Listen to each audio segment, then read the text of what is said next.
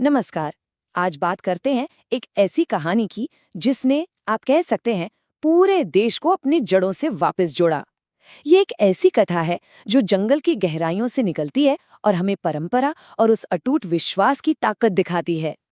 प्रकृति, परंपरा और विश्वास। देखिए, ये सिर्फ तीन शब्द नहीं हैं। ये तो वो तीन पिलर हैं, वो स्तंभ हैं जिन पर एक पूरी दुनिया, एक पूरी संस्कृति टिकी हुई है। और सोचिए, जब ये तीनों आपस में टकराते हैं तो जन्म होता है एक ऐसी कहानी का जिसे सिर्फ देखा नहीं बल्कि सच में महसूस किया जाता है। जी हाँ, हम बात कर रहे हैं कांतारा की। एक ऐसी दैवी कथा जिसने सिर्फ एंटरटेन नहीं किया बल्कि हम सबको सोचने पर मजबूर कर दिया। तो चलिए कहानी के बिल्कुल जड़ों तक चलते हैं कि आखिर ये सब शुरू कहाँ से हुआ। तो भाई सब कुछ शुरू होता है एक सदियों पुराने वचन से। एक ऐसा वादा जो आज के सबसे बड़े कॉन्फ्लिक्ट, सबसे बड़े संघर्ष की वजह बनता है। अब देखिए, ये कहानी तीन जरूरी हिस्सों में बंटी है। सबसे पहले बात है 1847 की। एक राजा हैं जिन्हें पंजुर्ली देवता से जमीन तो मिल जाती है, पर साथ में एक चेतावनी भी मिलती है। फिर कहानी आगे बढ़ती है। कई दशक बीत जाते हैं और उसी राजा का एक वंशज लालच में आकर उस वचन को तोड़ने की कोशिश करता है और यहीं से देवता का गुस्सा भड़क उठता है। और फिर हम आते हैं साल 1990 में, जहां हमारा हीरो शिवा इसी पूरी हिस्ट्री और उस शाप के बीच में खड़ा है। और बस यहीं से फिल्म का जो असली संघर्ष है वो शुरू हो जाता है। पर ये लड़ाई सिर्फ जमीन के एक टुकड़े की नहीं है। नहीं, ये टक्कर है कानून और आस्था के बीच। आप कह सकते हैं कि ये दो बिल्कुल अलग अलग दुनियाओं का टकराव है। इस संघर्ष में दो पक्ष हैं।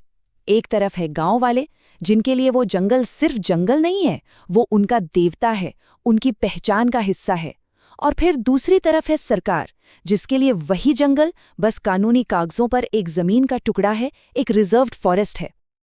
लेकिन एक सवाल उठता है कि जब अन्याय अपनी सारी हदें पार कर जाता है तो फिर क्या होता है? तब कौन जागता है?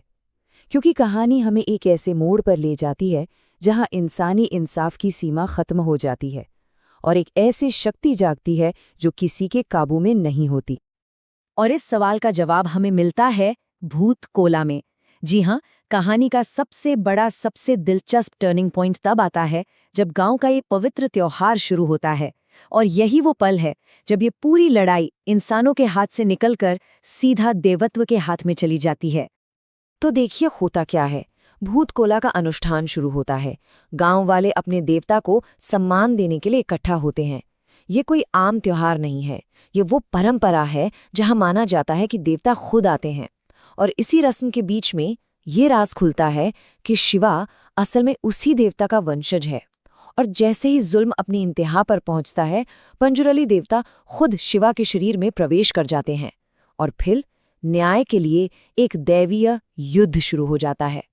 और यहीं इंसानों का ये संघर्ष एक दैवीय युद्ध में बदल जाता है।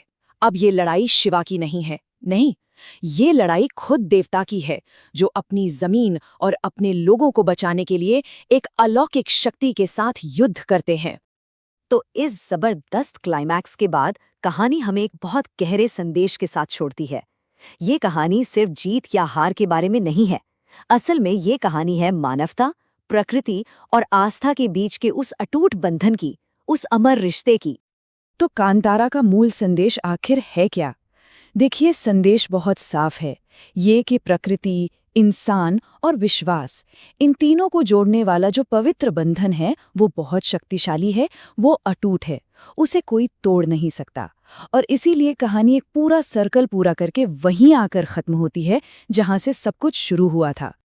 और आखिर में फिल्म हमें एक बहुत ही शक्तिशाली विचार के साथ छोड़ जाती है कि आस्था, विश्वास ये कभी मरता नहीं है, ये बस अपना रूप बदल लेता है। ये एक ऐसी विरासत है जो एक पीढ़ी से दूसरी पीढ़ी तक हमेशा जिंदा रहती है।